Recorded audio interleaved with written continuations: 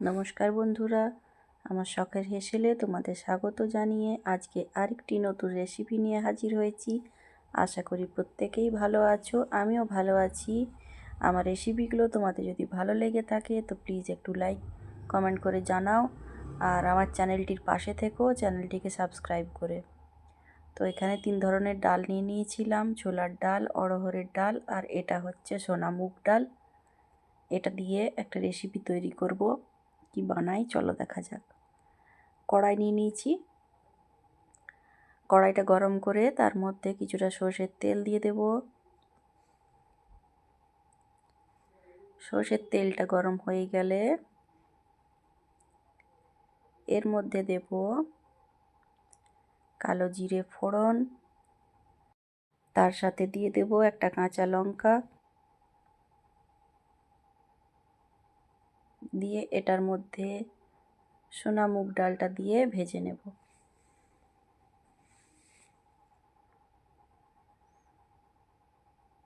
এটা হালকা ভাজা হয়ে গেলে এর মধ্যে থেকে একটা খুব সুন্দর গন্ধ বেরোবে।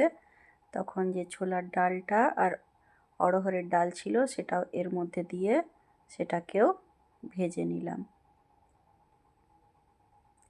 এবারে এই ভাজা ডালগুলো একটা হাঁড়িতে জল গরম করে তার মধ্যে পুরোটাই দিয়ে দিলাম। অনেকে হয়তো এতক্ষণ বুঝতে পেরেছো যে কি বানাতে যাচ্ছি। দেখা যাক শেষ অবধি কী হয়। তো এর মধ্যে দিয়ে দিয়েছি সমস্ত ভাজা ডালগুলো, দিয়ে এর মধ্যে দিয়ে দিলাম ধুয়ে রাখা চাল,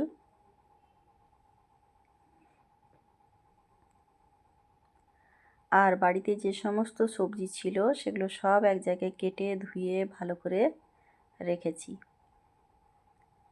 এই সবজিগুলো এবারে একটা কড়াইয়ে গরম তেল করে সেটাতেই সবজিগুলোকে ভালোভাবে ভেজে নেব।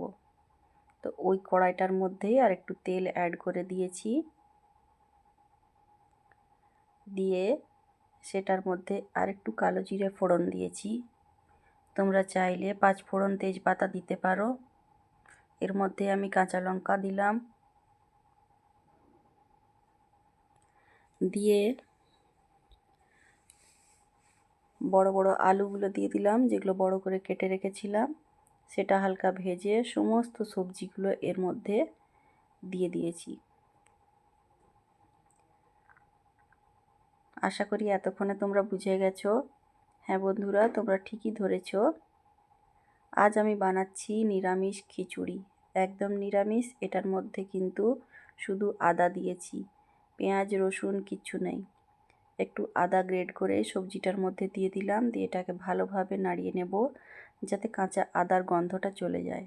এরপর এর মধ্যে দিয়ে দিলাম জিরে গুঁড়ো, ধনে গুঁড়ো, পরিমাণ মতো হলুদ, দিয়ে এটাকে বেশ ভালোভাবে ভেজে নেব। দেখো এটা বেশ ভালোভাবে ভেজে নিয়েছি। শুকনো শুকনো বেশ ভালোভাবে ভাজাটা হয়ে গেছে। যার বাড়িতে যা সবজি থাকবে তাই দিয়েই করে নিও।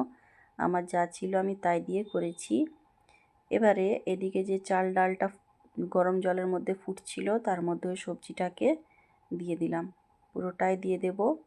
দিয়ে এর মধ্যে পরিমাণ মতো নুন দেব। এটাকে বেশ ভালোভাবে মিলিয়ে দিলাম, পুরোটা একসাথে মিশিয়ে এটাকে এবারে পরিমাণ মতো তোমরা যে যেরকম নুন পছন্দ করো স্বাদ মতো নুন দিয়ে দেবে। দিয়ে এটাকে একটু পরে পরে হাতায় করে নেড়ে দিতে হবে যাতে তলায় না লেগে যায়। তো এইভাবে মাঝে মধ্যে এটাকে নেড়েছিলাম।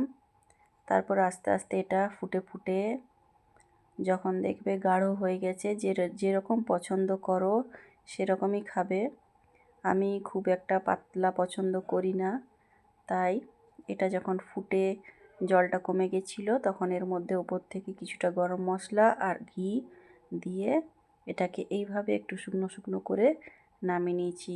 গরম গরম খিচুড়ি আর গরম গরম পাঁপড় ভাজা। তোমাদের কার কার পছন্দ লাগে জানিও। যদি আমার রেসিপিটা তোমাদের ভালো লেগে থাকে প্লিজ একটু কমেন্ট করে জানিও। আর যারা নতুন দেখছো তারা চ্যানেলটি সাবস্ক্রাইব করে পাশে থেকো। তোমাদের কমেন্টের অপেক্ষায় রইলাম। সবাই সুস্থ থেকো, ভালো থেকো। দেখা হচ্ছে পরবর্তী ভিডিওতে।